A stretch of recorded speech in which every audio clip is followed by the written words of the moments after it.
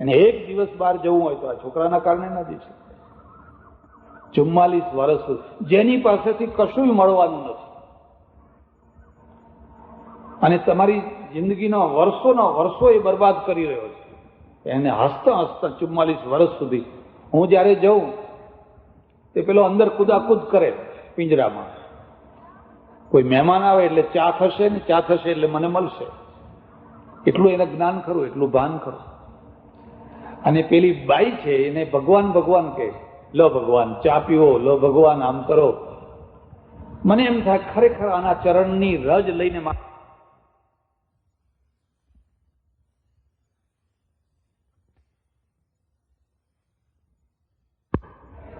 એ શૂર્પણખા છે ને બહુ મોટી ઉંમર સુધી પરણી નથી, અને પરણી નથી એટલે એને કળ નથી, એને શાંતિ નથી, એ શાંતિથી ઘરમાં રહી નથી શકતી. આ બીજી વાત યાદ રાખજો. સ્ત્રીનું ભૂષણ, ભદ્ર ઘરની સ્ત્રીનું ભૂષણ એનું ઘર છે, ઘરનો ઉંબરો છે. એનો અર્થ એ નથી કે બહાર ના નીકળે, જરૂર નીકળે, જવા જેવું હોય, નીકળવા જેવું હોય ત્યારે નીકળે. પણ જો એ વગર કારણે, વગર ટાઈમે, વગર પ્રયોજને ગમે તે જગ્યાએ રખડ રખડ રખડ રખડ કરવા લાગે તો એમ સમજવાનું કે એનો નાશ થઈ જશે. 2000 વર્ષ ઉપર ચાણક્ય લખ્યું છે, નદી તીરે ચય વૃક્ષા પરગે હેશુ કામિની મંત્રીહીના રાજાના શીઘ્રમ નશ્યંતી ન સંશય. નદીના કિનારે ઉભેલા ઝાડ રેલમાં તણાઈ જાય. નદી તીરે ચય વૃક્ષા પરગે હેશુ કામિની. કામિની સ્ત્રી છે એ વગર કારણે પારકા ઘરોની અંદર રખડ્યા કરતી હોય.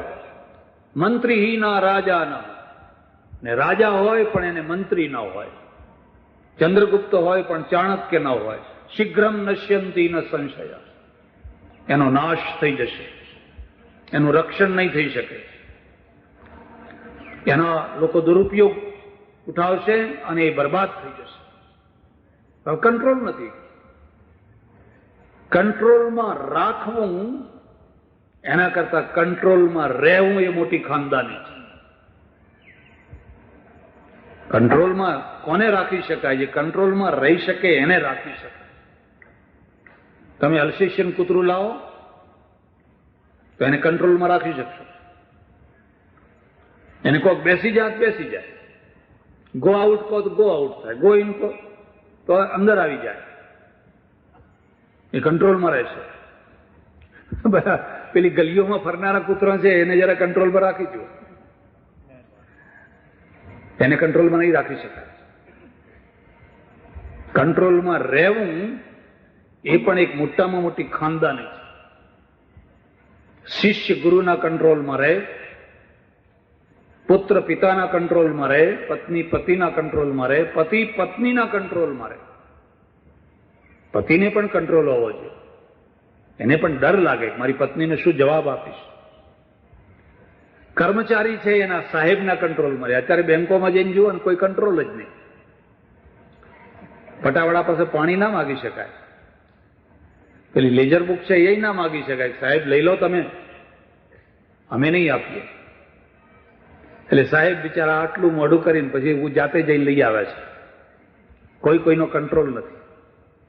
દેશ તૂટી રહ્યો છે. અને કંટ્રોલ ન રહ્યો એટલે રખડતી થઈ ગઈ. ગાય ઉપર કંટ્રોલ હોય, ભેંસ ઉપર કંટ્રોલ હોય તો એને દાણ મળે, આટલું મોટું ખાણ મળે, ખીલે બંધાય તો. પણ જે ઢોરું સાંજે ખીલે ના બંધાય, મોડી રાત સુધી રખડ રખડ કરતું હોય, એને દાણ ના મળે, એને ખાણ ના મળે, એને ડેરો મળે. એના ગળામાં તમે જુઓ તો મોટો એક ડેરો લગાવેલો હોય લાકડાનો, માણસના પક્ષમાં અપયશનો ડેરો. કંટ્રોલમાં રહેવું એ મોટામાં મોટો ગુણ છે. એટલે આ ફર્યા કરે. અને એને ફરતા ફરતા ફરતા જોયું બહુ રૂપાળા છોકરા છે. મોહિત થઈ ગઈ, મુગ્ધ થઈ ગઈ, ઉતાવળી તો થઈ જ હતી. અને એના કારણે પોતાની જાત ઉપરનો કંટ્રોલ ખોઈ બેસે. ગાડીનો કંટ્રોલ ખોઈ બેસે માણસ, સાયકલનો કંટ્રોલ ખોઈ બેસે, સ્કૂટરનો કંટ્રોલ ખોઈ બેસે. એકવાર એવું બન્યું, એક મહાત્માની પુણ્યતિથિ ઉજવીને મારા ખાસ ઓળખીતા બહુ સારા મહાત્મા અમે જતા હતા. મારી પાસે ગાડી નહીં ત્યાં, એટલે બધી ઘણી ગાડીઓ આવેલી. મેં પૂછ્યું કે ભાઈ હવે કોઈ અમદાવાદ તરફ જતું હોય તો મને લઈ જાઓ. તો ઘણા લોકો તૈયાર, મારી ગાડીમાં બેસો, પેલો કે મારી ગાડીમાં બેસો, પેલો કે મારી ગાડીમાં બેસો. આવા વૃદ્ધ માણસો હતા એ કે મારી ગાડીમાં બેસો, અને જુવાનિયાઓ હતા કે નહીં નહીં સ્વામીજી તમે અમારી ગાડીમાં બેસો, અમારે ચર્ચા કરવી છે.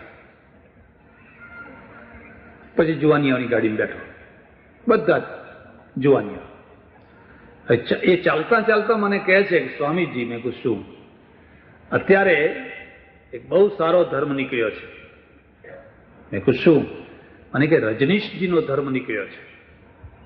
એની વિશેષતા શું છે? મને કે એની વિશેષતા એ છે કે બધા દુઃખનું મૂળ કંટ્રોલ છે.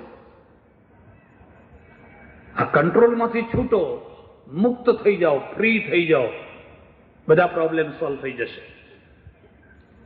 તમને સાચું લાગે છે? મને કે હા, અમને તો બહુ સારું લાગે છે. તમે કોઈ એક વાત તમને કહું, આ ગાડી તમે 90 ઉપર ચલાવો છો તો એના કંટ્રોલથી ચલાવો છો કે વગર કંટ્રોલે ચલાવો છો? ડાબા હાથે ચલાવો છો કે જમણા હાથે ચલાવો છો? એની બ્રેક તમે તપાસી છે કે એમને એમ ચલાવો છો? વગર કંટ્રોલે ગાડી ચલાવી શકાય ખરી? જેમ જેમ સ્પીડ વધે એમ એમ બ્રેકની તાકાત વધે. સાયકલની બ્રેક ગાડીને ના ચાલે, અને આ કારની બ્રેક રેલવેને ના ચાલે. જેમ જેમ તમારી સ્પીડ વધતી જાય એમ એમ તમારી બ્રેક વધારે ને વધારે મજબૂત થતી જાય. તમે વિચાર કરો, આ બ્રેક વિના ગાડી ચાલી શકે? અને ચલાવવી હોય તો ચલાવો, પણ મને ઉતરી જવા દો. હવે વાણિયાના દીકરા બધા ડાયા મને કે બિલકુલ સાચી વાત કહો છો. મેં કહ્યું જો ગાડીને બ્રેકની જરૂર હોય, સાયકલને બ્રેકની જરૂર હોય, સ્કૂટરને બ્રેકની જરૂર હોય, બધાને બ્રેકની જરૂર હોય, તો જીવનને બ્રેકની જરૂર ન હોય? બ્રેક વિનાનું જીવન તમે કલ્પના કરી શકો છો? કેટલી મોટી અથડામણો ઊભી કરે, કેટલા એક્સિડન્ટો ઊભા કરે, કેટલો મોટો અનર્થ કરે. મને કે અમે તો આવું જ સમજીને બેઠા હતા. તમે નહીં, ઘણા આવું સમજી, કારણ કે એક ઢાળ ઉપર દોડવાનો સમય આવતો હોય છે, અને ત્યારે ઢાળ ઉપર માણસ દોડવાનું શરૂ કર્યા પછી એના પોતાના વેગથી પછી ફેંકાતો હોય છે, અટકી નથી શકતો હોતો. ધર્મનું કામ ઢાળ નીચે દોડાવવાનું નથી, પહાડ ચડાવવાનું છે, ઉપર ચડાવવાનું છે. પથરો જે ઉપર જાય છે એ જ સાધના છે. નીચે પડતી વખતે કોઈ સાધના નથી, એ તો ધબ દઈને નીચે પડે છે, એને પાડવો નથી પડતો. આપોઆપ વગર મહેનતે આપોઆપ નીચે પડતો હોય છે. મને કે વાત તો સાચી છે. એ જોઈને મુગ્ધ થઈ ગઈ, મોહિત થઈ ગઈ, અને સીધો પ્રસ્તાવ રાખી દીધો, તુમ સમ પુરુષ ન મૌસમ નારી, યહ સંજોગ વિધિ રચા બિચારી. આખી દુનિયા મેં જોઈ, પણ તમારા જેવા કોઈ પુરુષ મને ના દેખાયા. આટલે સુધી તો બરાબર હતું. મૌસમ નારી, અને મારા જેવી કોઈ દુનિયામાં સ્ત્રી નથી. આપણા બેયનો સંજોગ બહુ વિચારપૂર્વક વિધાતાએ રચ્યો લાગે છે. એટલે હવે તમે હા પાડો એટલી વાર છે. એક બીજી વાત પણ યાદ રાખજો, સંસ્કૃતિનું મૂળ લજ્જા છે. સંસ્કૃતિનો ઉદ્ભવ ક્યાંથી થાય છે? પશુઓમાં કોઈ સંસ્કૃતિ નથી, કોઈ સંસ્કૃતિ નહીં. ગાય, ભેંસ, બળદ, એમને કોઈ સંસ્કૃતિ નહીં. ધર્મ ખરો, સંસ્કૃતિ મૂલ્યો ઉભા કરે. પણ એને એમ ના થાય કે અહીંયા પોદરો કરાય કે ના કરાય, પેશાબ કરાય કે ના કરાય, એને કશું જ નહીં, તો પશુ છે, ગમે ત્યાં ગમે તે વસ્તુ કરી શકે.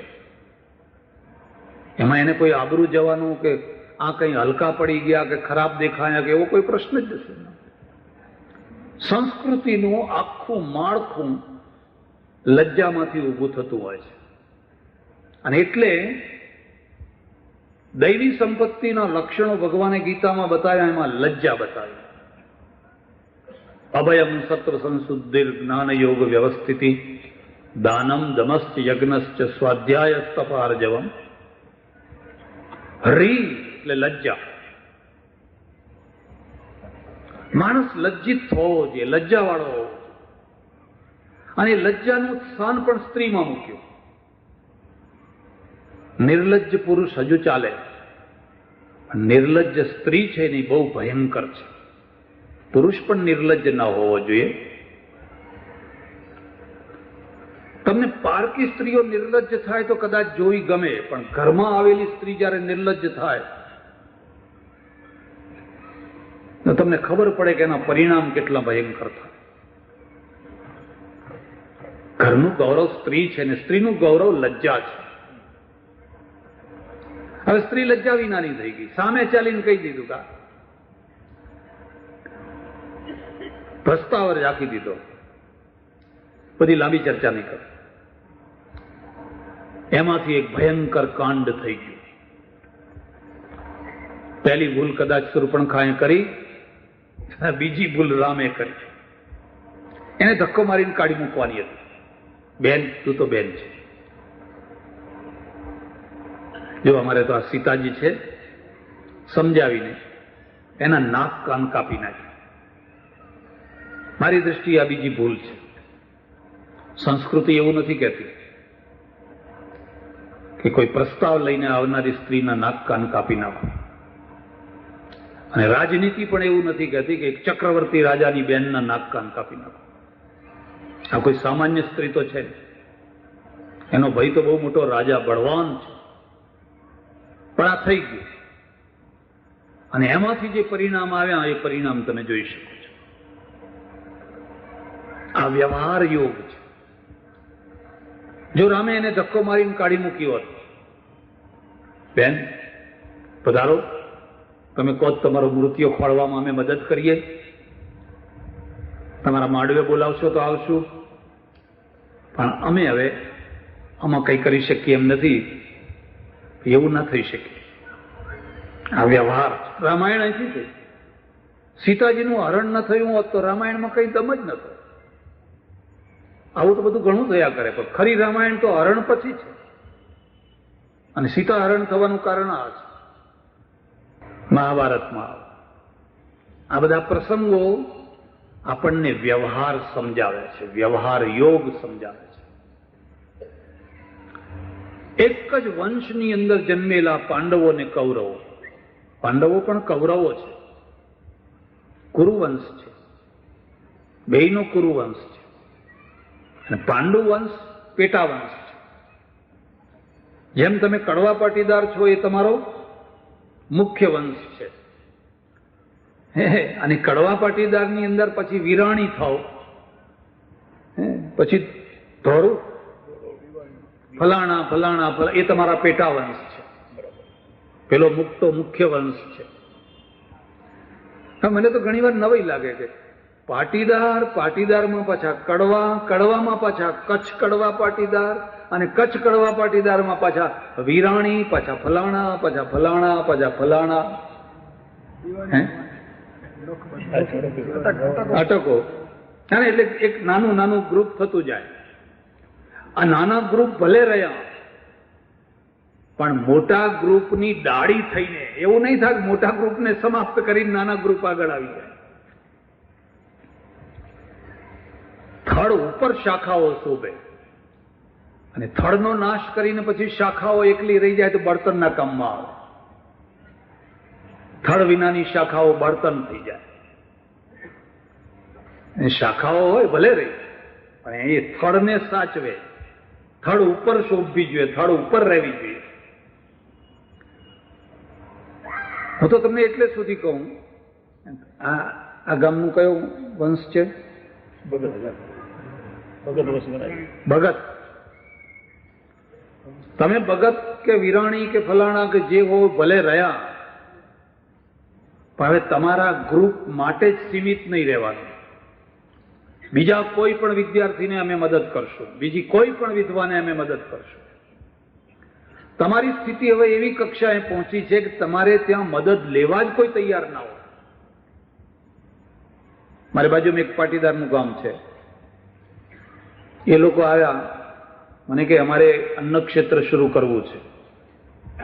મેં કહું કરો, ખુશી, પણ આવું નહીં. પહેલા તમારા પાટીદારોની અંદર કોઈ વૃદ્ધો, કોઈ વિધુરો, કોઈ એવા ગરીબ ત્યક્તા વગેરે હોય, એટલી 5-25 માણસની રોજ રસોઈ થાય અને એમાંથી એને રૂપિયામાં ટિફિન કે 2 રૂપિયામાં ટિફિન એને પહોંચતું કરો. એને મફત ના લાગે અને પેલો બિચારો રાંધી ના શકતો હોય, ખાઈ ના શકતો હોય, જેમ તેમ ગાંઠિયા ફાંકીને જીવતો હોય, તેને 2 રૂપિયામાં દાળ ભાત રોટલી શાક મોકલાવો. મને કે આખા ગામમાં અમારે પાટીદારમાં કોઈ દુઃખી જ નથી. ઓ, મેં કહ્યું તો બહુ સારી વાત છે. ગરીબીની નિવૃત્તિ તો અહીં તો થઈ ગઈ. સરકાર કહે છે ગરીબી હટાવો, ગરીબી હટાવો, ગરીબી હટાવો. તો આટલા એક વિભાગમાં તો ગરીબી હટી ગઈ.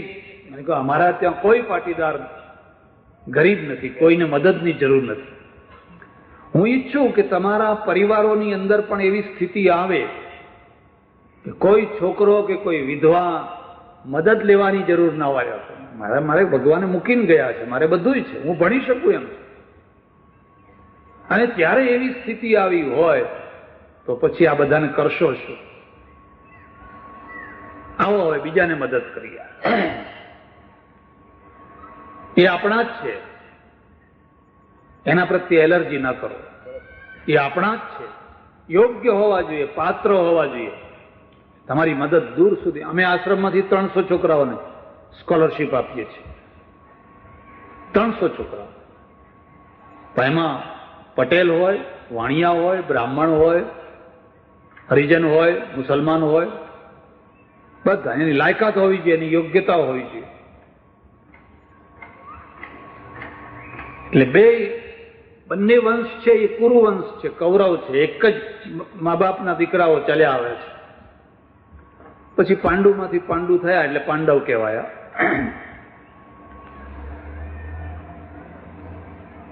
પણ વારસદાર માટેનો ઝઘડો ઉભો થયો. વારસદાર માટે આખી વાતને સમજવા જેવી છે. કોણ ગાદીએ બેસે? ધૃતરાષ્ટ્ર ગાદીનો વારસદાર છે, મોટો છે, પણ આંધળો છે. આંધળાથી રાજ ના થાય એટલે પાંડુને બેસાડ્યા. પાંડુ બેઠા. પાંડુ પછી હવે કોણ બેસે? એટલે ધૃતરાષ્ટ્રે પ્રશ્ન ઉપાડ્યો કે હવે મારો છોકરો બેસે. હું આંધળો હતો પણ મારા છોકરા તો આંધળા નથી. પાંડુ તો એડમિનિસ્ટ્રેટર છે, ખરો રાજા તો હું છું. પણ જેમ એ લાયકાત ન હોય તો બીજાને વ્યવસ્થા સોંપવામાં આવે એમ એને વ્યવસ્થા કરી છે. હવે મારા છોકરાને ગાદીએ બેસે. અહીંથી આ ઝઘડો શરૂ થયો. આના કરતા વળી એક વચ્ચેનું સમાધાન થયું કે થોડાક ઇન્દ્રપ્રસ્થમાં બેસો, થોડાક હસ્તિનાપુરમાં બેસો. ચાલો બે શાંતિથી. હું તમને સલાહ આપું છું, સંયુક્ત કુટુંબ રાખજો, પણ જ્યાં સુધી સંપ ને પ્રેમ હોય ત્યાં સુધી રાખજો. જ્યારે તમને એમ દેખાય કે હવે આ છોકરાઓ વહુઓ અંદર સંપ ને પ્રેમ નથી રાખી શકતા, તો એ બહુ મોટો ભડકો થાય એના પહેલા બેસીને એનું વેચી દેજો. પછી છેલ્લી ઘડી સુધી રાહ ના જોશો. પ્રેમથી રોત બરાબર છે, નહીં તો જુદા થાવ પ્રેમથી. અને જયારે જુદા થવાનો પ્રસંગ આવે અને તમે મોટા ભાઈ હોવ તો હું તમને એટલું કહું, ખેલદિલીથી તમે એમ કહેજો કે તું નાનો ભાઈ છે ને, તારે જે જોઈએ એ લઈ લે, વધે એ મારું.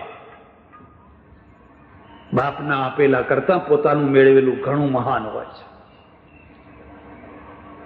એ બાપનું આપેલું જ લઈને જીવવાનું હોય તો એનું કોઈ એ જીવનનો શું અર્થ છે? તું નાનો ભાઈ છે, લઈ લે જે જોઈએ, તારે ના જોઈએ એ મારું. પછી મહાન થવાની તકો આવતી હોય છે, રોજ રોજ એ તકો નથી આવતી હોતી.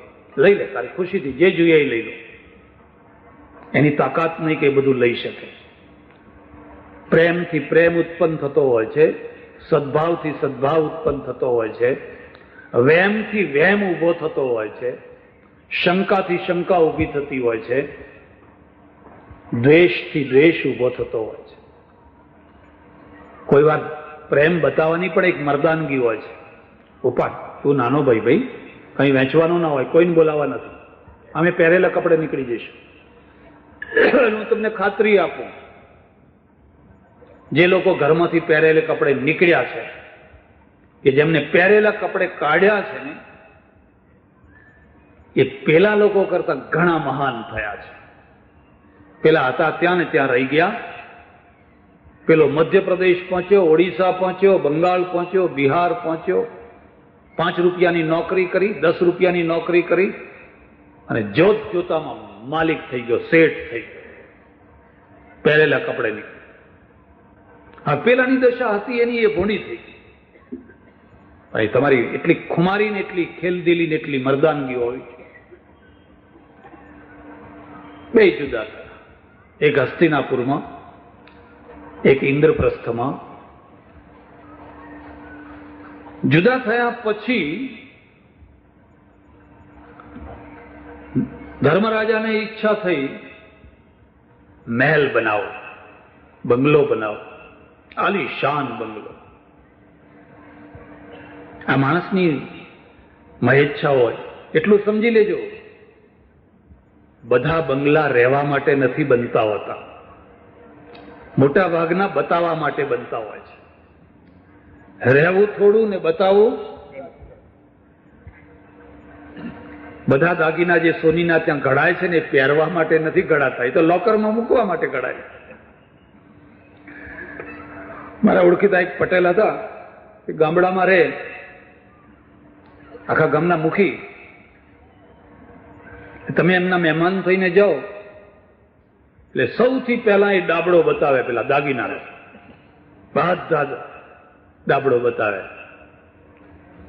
પછી આમ હાથમાં પેલો દંડો લે નેતરનો, અને પછી ખેતરોમાં લઈ જાય, બધે ફેરવે, આપણું ખેતર, આપણું. હવે પેલાને કઈ રસ ના હોય એમાં. તમારા દાગીના જોવા મને શું રસ હોય? હા, એકાદ આપવાનો હોય તો ઠીક છે. એકવાર એવું થયેલું, કલકત્તામાં વર્ષો પહેલા હું રહું, એક મારવાડી શેઠના ત્યાં જમવા જવાનું છે. બહુ મોટા શેઠ, અને બહુ ભાવુક થઈ ગયા. મારા પ્રત્યે એટલી બધી એની ભાવના થઈ ગયેલી. આવો મોટો પાટ બિછાવેલો, અને એના ઉપર સોનાની થાળી, સોનાની વાટકીઓ, સોનાનો લોટો, સોનાનો પ્યાલો, બધું સોનાનું. હવે આપણને, મારી એટલી કઈ બુદ્ધિ નહીં, મને એમ થાય કે પીળું પિત્તર હશે, જરા વધારે સારું દેખાય છે. બહુ મેં માર્ક ના કર્યો, બધું પીરસવા માંડ્યા. એની પાસે બેઠો, એને ખબર પડી ગઈ, મહારાજને ખબર નથી કે આ સોનું છે.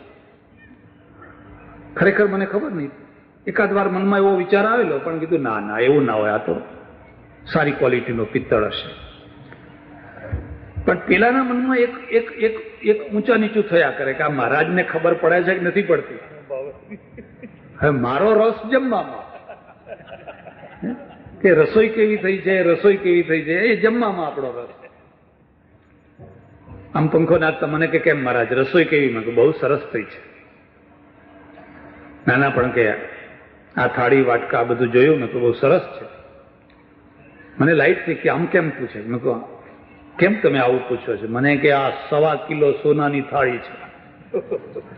આવા તો 40 સેટ મારા ઘરમાં પડ્યા છે, 40 સેટ પડ્યા છે. અને જ્યાં મને ખાતરી થઈ કે આ બધું સોનાનું છે ને ખાવાની મજા ખતમ, પછી મન બધું સોનામાં. એક વિચાર એવો આવ્યો કે જરૂર આ જમાડ્યા પછી આપી દેશે મને. તમારો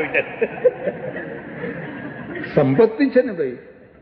એક વિચાર એવો થયો કે આ બધું મૂક્યું છે, શેઠ કદાચ ઉદાર છે ને પછી કહે છે કે લઈ જાઓ મહારાજ, લઈ જાઓ. જમવાની મજા ખતમ થઈ ગઈ. પછી જમી રહ્યો પણ એને કંઈ આપ્યું નહીં. માણસના અંદર એક વૃત્તિ હોય છે પ્રદર્શન કરવાની. સંપત્તિ છે ને એનું પ્રદર્શન કરવાની વૃત્તિ હોય છે. કોઈ જુએ. એટલે તમે સારામાં સારા કપડાં ક્યારે પહેરો છો? જ્યારે જોનારા હોય ત્યારે. કોઈ ઊંઘતી વખતે સારા કપડાં પહેરીને ઊંઘતા નથી કે લાવો આપણે સારામાં સારો સૂટ પહેરીને સૂઈ જાવ. ત્યારે જ પેલો લેંઘો મેઘો એવો જેવું તેવું હોય ને એવું પહેરીને સૂઈ જાવ છે. જ્યાં કંઈ લગ્નમાં જાનમાં આમ તેમ કંઈ જવાનું હોય, 5-25 માણસો જોનારા હોય ત્યારે સારા કપડાં પહેર, અને સારામાં સારા પહેરીને ગયા હો અને છતાંય કોઈ તમારા સામે જુએ જ નહીં તો તમને એટલું દુઃખ થાય ને. આ લોકો કેવા ભેગા થયા છે બધા, કોઈને કંઈ કદર કિંમત છે કે નહીં. અને કોઈ આવે અને આમ તમારું આમ કાપડ બહુ સરસ છે હો, અને તમને કંઈ આનંદ આવે.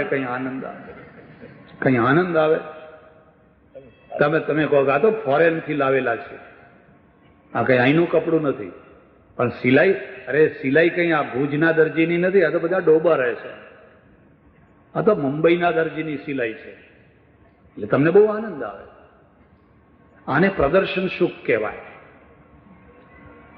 એટલે ધર્મરાજ યુધિષ્ઠિરને પણ પોતાના બંગલાના પ્રદર્શનની ઈચ્છા થઈ. એને દુર્યોધનને આમંત્રણ આપ્યું કે કાલે અમારે ત્યાં બધા જમવા આવજો, ઉજાણી છે.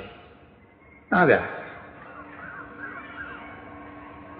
કોઈ વાર તમે શહેરમાં રહેતા હો અને બહુ પૈસાદાર થયા હોય ને, એકદમ આલીશાન બંગલો બનાવ્યો હોય ને, તમારા જૂના સગા ગામડામાંથી આવે અને એને કોઈ જાડો આવું બધું જોયું ના હોય, એને ઉતારી ના પાડશો, એની ઠેકડી ના ઉડાડશો.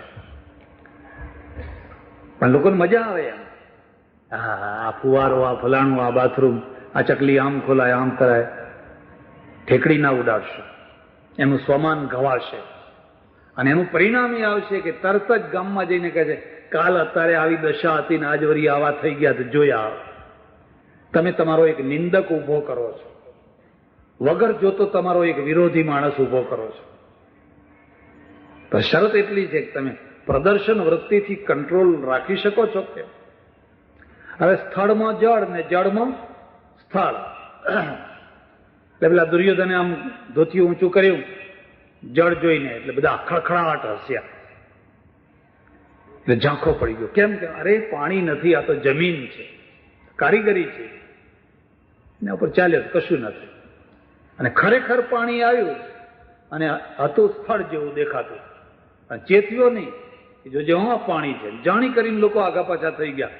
પડ્યો હોજમાં જઈને પાડ્યો, એમ કહીએ એક રીતે પાડ્યો એને.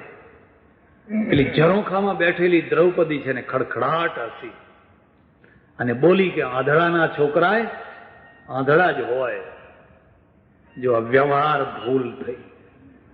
અહીંથી એક દુશ્મન ઉભો કર્યો, આ બહેનો માફ કરે. દૂધપાકમાં વઘાર કરે લસણનો.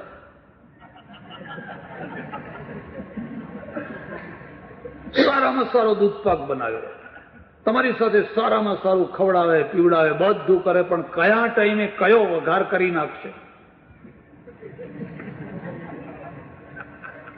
કઈ ન શકાય. દ્રૌપદીએ કર્યો, દૂધપાકમાં લસણનો વઘાર કરી નાખ્યો. અને દુર્યોધન છે ને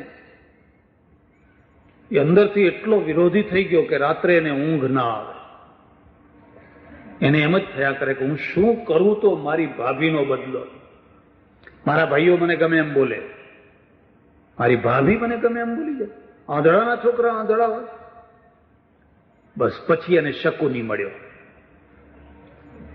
એ તો નિયમ છે, તમારે જ્યારે જે કામ કરવું હોય એવો સાથીદાર, એવો સલાહકાર તમને મળી આવે, આપોઆપ મળી આવે. બીજો મળે તો ગમે જ નહીં. એને પછી શકુની મળ્યો. શકુનીએ કહ્યું તું ચિંતા ના કર, આપણે બદલો લેવાના જ. અને એની છઠ્ઠીનું દૂધ કાઢી નાખે, એની 7 પેઢીને બતાવી દે એવો બદલો લેવા. વેરની આગમાં પેલો દુર્યોધન બળી રહ્યો છે. કેમ? વ્યવહાર નથી આવડતો. દ્રૌપદીએ વ્યવહાર બગાડ્યો, યુધિષ્ઠિરે વ્યવહાર બગાડ્યો. એમાંથી આ દુશ્મન થયો છે. હવે દુર્યોધનમાં જો થોડુંક ડાપણ હોત કે ભાઈ ભાભી છે, ભાભીને તો બોલવાનો હક હોય. તમને કદાચ ખબર હશે, તમારી જ્ઞાતિનો ખબરની રિવાજ છે કે નહીં, લગ્ન પ્રસંગે આ બહેનો છે ને એ ફટાણા ગાય. ગાય છે, હવે નહીં ગાતા હોય, ઓછા થઈ ગયા. બાકી જૂના જમાનામાં છે ને તે એવા ફટાણા ગાય તે પેલો વર પરણવા આવ્યો હોય ને તે પડતો મૂકીને ભાગીને જતો રહે એવા ને સંભળાવે. હું નાનો હતો ને ત્યારે મેં એક ફટાણું સાંભળેલું. અમારા ગામમાં એક જાન આવેલી તો બધી બહેનો ભેગી થઈને ગામની ભાગોળ જ કહે છે, ક્યાંથી આવ્યો રે બાવળિયાના ઠૂંઠા જેવો, ક્યાંથી આવ્યો રે. હા, બિચારો બહુ રૂપાળો હતો, પણ એને બાવળિયાના ઠૂંઠા જેવો ને લઈ જશે રે મારું સોનાનું ટીલડું. હવે પેલું ટીલડું નતું, પેલું ખરેખર બાવળિયાના ઠૂંઠા જેવો.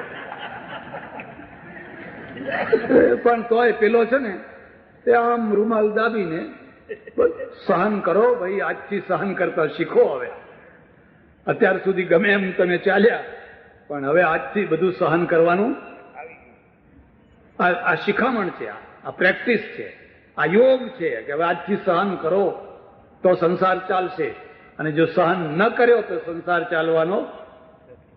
દુર્યોધને મન વાળ્યું હોત, એને કોઈ સારા ગુરુ મળ્યા હોત કે હોય હવે ભાભી છે તો હસતા હસતા બોલે તો બોલ્યા, આપણે એને કોઈ ગંભીરતાથી નહીં લેવાનું, તો મહાભારત ના થાય. પણ ના એને સારો સલાહકાર મળ્યો, ના એ વાતને હળવી રીતે લઈ શકે. એક બીજી વાત યાદ રાખજો, આપણે જે બધી વાતો કરીએ ને એ વાતોમાં કેટલીક વાર લાઇટ ટોકિંગ હોય, હળવી વાતો હોય, આપણે એને ગપ્પા કહીએ, લાઇટ ટોકિંગ અંગ્રેજીમાં પણ હોય. જરાક ટાઈમ પાસ કરવા માટે હળવી વાતો, કેમ છો, શું કરો છો, ધંધા પાણી કેવા ચાલે છે, અરે હમણાં તો બહુ કમાતા હશો, એવું તેવું જરા કે એટલે પેલો સમજે કે આવું કે છે. ભાઈ હળવી વાતને એને ગંભીર બનાવી દીધી, અને ગંભીર વાતે આખું મહાભારતનું સૃજન કરી નાખ્યું. પાંડવો દુખી થઈ ગયા અને કૌરવોનો વિનાશ થઈ ગયો. એક જ કારણ છે, એમને વ્યવહાર આવડ્યો નહીં એટલા માટે. જો એ વ્યવહાર આવડ્યો હોત અને યુધિષ્ઠિરે કહ્યું હોત કે જો ભાઈ અમે આ મય પાસે આ મહેલ બનાવ્યો છે, પણ એમાં જળમાં સ્થળ છે ને સ્થળમાં જળ છે, અને એને બચાવી લીધો હોત તો દુર્યોધન અને આ દુશ્મનાવટ ના થયો. ઠેકડી કરવા માટે, એને ઉતારી પાડવા માટે આ હસવામાંથી ખસવું થઈ, વાત પૂરી ના થઈ. શકુનીએ કહ્યું કે હવે એને આપણે બોલાવો. ગયા વેકેશનમાં તમારે ત્યાં આવ્યા, હવે આ વેકેશનમાં તમે અમારે ત્યાં આવો. એટલે બોલાવ્યા. વાતાવરણ એવું ઊભું કર્યું કે જુગાર રમવાનું મન થાય. એક બીજી વાતને યાદ સમજ, એક ઈચ્છા તમારી નાભીમાંથી થતી હોય છે અને એક ઈચ્છા વાતાવરણ ઊભું કરતી હોય છે. તમારી નાભીમાંથી જે ઈચ્છા થાય છે એ તમારી ઈચ્છા છે, પણ તમે એક વાતાવરણમાં છો ને, વાતાવરણ તમારા અંદર એક ઈચ્છા ઊભી કરાવે છે, અને ત્યારે તમે તમારી નાભીમાંથી ઈચ્છા નથી થયા. અને એટલા જ માટે આપણે ત્યાં કહેવત છે કે વાતાવરણથી બચો. તમે ભૂંડા નથી, વાતાવરણ તમને ભૂંડું બનાવશે. દર વર્ષે આ ગામની અંદર અથવા સુવર્ણ જયંતિના નિમિત્તે જે આટલો મોટો મંડપ ને આટલું બધું ઉજવવાનું થયું છે, શા માટે? વાતાવરણ ઊભું કરવા માટે. એક વાતાવરણ ઊભું કરવા માટે. એ વાતાવરણ શું કામ કરશે? એ વાતાવરણ એક તો તમારા આખા પરિવારમાં, આખા ગામમાં એક એકતા લાવશે, ઉદારતા લાવશે, માનવતા લાવશે.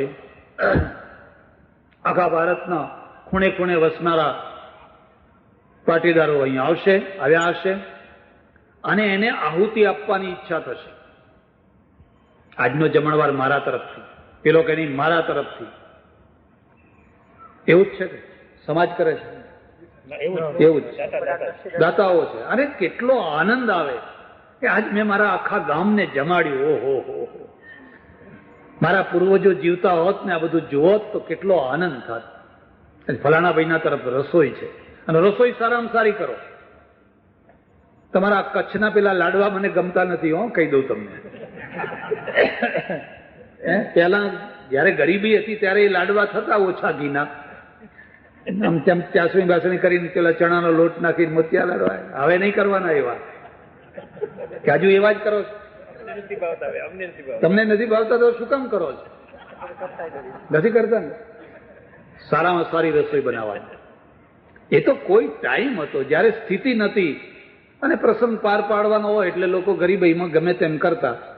મને ઘણી વાર લોકો પ્રસાદમાં આપે, મેં કહું ભાઈ જો આ લાડવા મને નથી ગમતા, થોડું ખાઓ પણ સારું ખાઓ.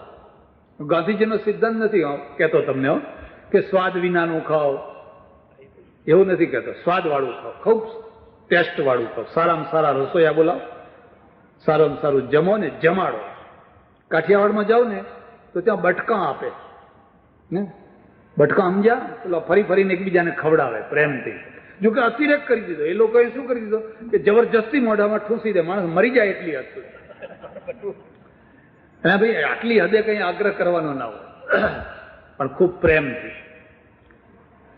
આપણે હવે એમને બોલાવો, ક્યાં હવે આવ્યા, અને એવું વાતાવરણ ઊભું કર્યું, એવું વાતાવરણ ઊભું કર્યું કે જુગાર રમવાનું મન થઈ જાય. આ વાતાવરણની ઈચ્છા છે.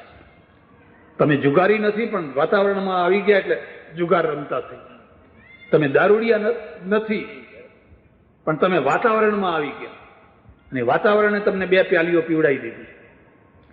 તમે ભૂંડા માણસ નથી પણ વાતાવરણે તમને ભૂંડા બનાવી દીધું. એટલે રાક્ષસથી બચવું સારું, વાતાવરણથી બચવું બહુ કઠિન છે. અને આજે જયારે ચારેય તરફ વાતાવરણની અસર છે, તમારા છોકરાઓમાં ફલાણામાં, અમેરિકા તો રડે છે. પૈસાના અભાવમાં ગરીબીથી નથી રડતું, પણ એનું કયું છોકરું ક્યારે કયા ડ્રગ ઉપર ચડી ગયું હશે કઈ કહેવાય નહીં. હાઈસ્કૂલમાં જનારું, સ્કૂલમાં જનારું, ફલાણે જનારું કયા ડ્રગ ઉપર ચડી ગયું હશે. અને આપણા ત્યાં પણ થોડા ઘણા અંશમાં એ પવન ચાલુ થઈ ગયો છે. તમારી જાહુ જલાલી વાળી પેઢી ચાલતી હોય અને છોકરું બરબાદીના રસ્તે ચડી ગયું હોય વાતાવરણના એમાં. એટલે વાતાવરણ એવું ઊભું કરી દીધું અને પેલા એમાં તણાઈ ગયા, રમવા બેઠા જુગાર. રમતા રમતા રમતા જીત્યા હાર્યા, જીત્યા હાર્યા, જીત્યા હાર્યા, જીત્યા હાર્યા. આ તો ચાલતું જ રહ્યું. અને પછી હારતા ગયા, રાજપાટ હાર્યા, દ્રૌપદી મૂકી દીધી. જુગાર કેમ ખરાબ છે? કારણ કે બુદ્ધિને બગાડે છે. દ્રૌપદીને મૂકી દીધી. એ જમાનાનો સૌથી સારામાં સારો ધર્માત્મા હતો, એણે મૂકી દીધી. આ કોઈ ગુંડા ભેગા નતા થયા, કોઈ મવાલીઓ નતા, કોઈ નાસ્તિકો નતા, પણ એ જમાનાનો સારામાં સારો ઊંચામાં ઊંચો માણસ હતો, એણે મૂકી દીધો.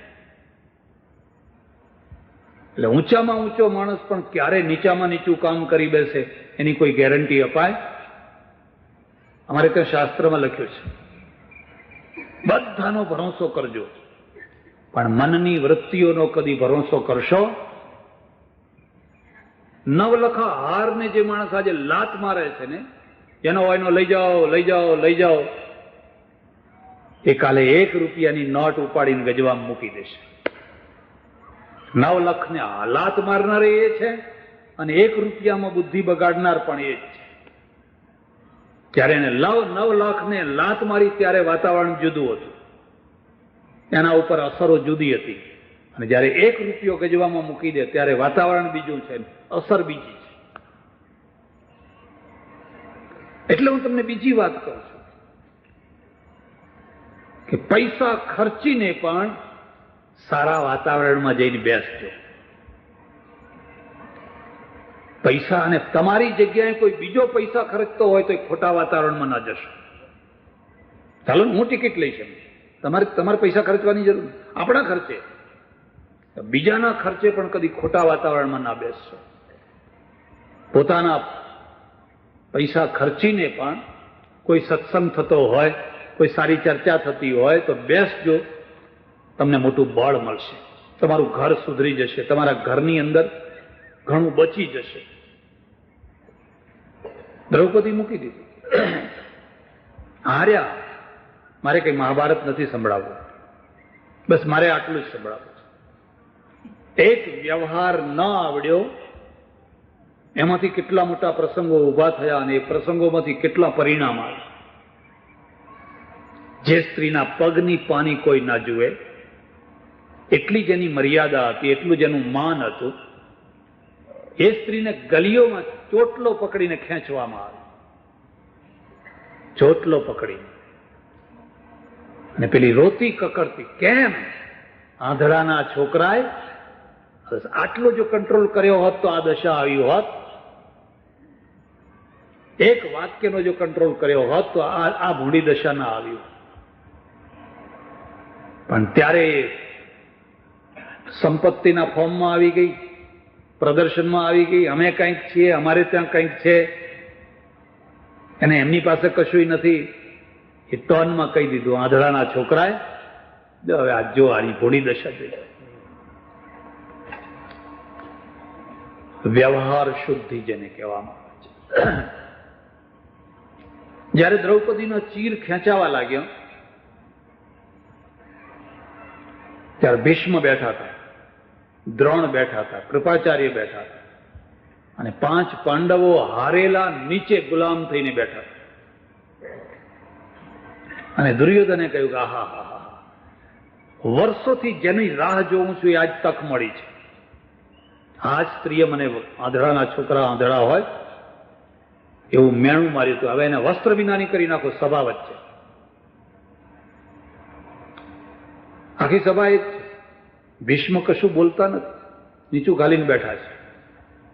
બાકી સમર્થ પુરુષો બેઠા છે, કેમ બોલતા નથી? દ્રૌપદીએ વ્યંગ કર્યો, પિતામહ, હું તો તમારી દીકરી છું, પુત્રવધુ છું, તમે તો કંઈક બોલો. ભીષ્મે એટલું જ કહ્યું કે હું પેટથી વેચાઈ ગયો છું, હું આનું અન્ન ખાઉં છું. બાકી એ વખતે જો ઊભા થઈ ગયા હોત અને દુર્યોધનને કહ્યું ખબરદાર, લે મારું રાજીનામું, હું આ ચાલ્યો, આખો ખળભળાટ મચી ગયો. પાપ છે ને એ કદી એકલું ઊભું નથી હોતું, એને પુણ્યનો ટેકો હોય તો જ પાપ ઊભું રહે. પાપના ટેકે પાપ ના ઊભું રહે. એને સારા માણસોનો જાણતા અજાણતા પણ ટેકો મળતો હોય છે. ભીષ્મનો ટેકો મળી ગયો, અને એટલે એમાંથી એક બોધપાઠ લેવાનો છે. બધું વેચજો, પેટ ના વેચશો. સ્વમાનનું કેન્દ્ર પેટ છે. ગમે ત્યાં, ગમે તેના ત્યાં જમવા ના બેસી જશો, મિત્રના ત્યાં બેસજો, સગાવાલાના પ્રસંગોમાં બેસજો. પણ ઘણા લોકો તો જુઓ તો હંમેશા થાળી જોઈને તૈયાર થયા નહીં. બસ એમને એટલી ખબર પડવી પડે કે આજ તો જમવાનું છે. ઘણા લોકોને આમંત્રણની જરૂર જ નથી હોતી, નોતરું આપવાની જરૂર જ નહીં. એ પોતે જ તપાસ કરી લેતા હોય છે કે કયા ટાઈમે ક્યાં શું થવાનું છે. અહીંથી ઉઠાડો તો પણે બેસે, પણેથી ઉઠાડો તો પણે બેસે. એવા એક માણસને મેં કહ્યું કે તું શા માટે વગર નોતરે કેમ જાય છે? લોકો તારું માન નથી રાખતા, ઉઠાડે છે. મને કે સ્વામીજી, તમે જ બધા ઉપદેશ આપો છો કે વસુધૈવ કુટુંબકમ, આખી દુનિયા આપણું કુટુંબ છે. હવે એમાં નોતરું આપે તોય વાહ વાહ, અને ના આપે તોય, એમાં આપણે કઈ નોતરાની રાહ જોવાની જરૂર હોય? ના, વાક્ય પચાયું, અર્થનો અનર્થ કર્યો.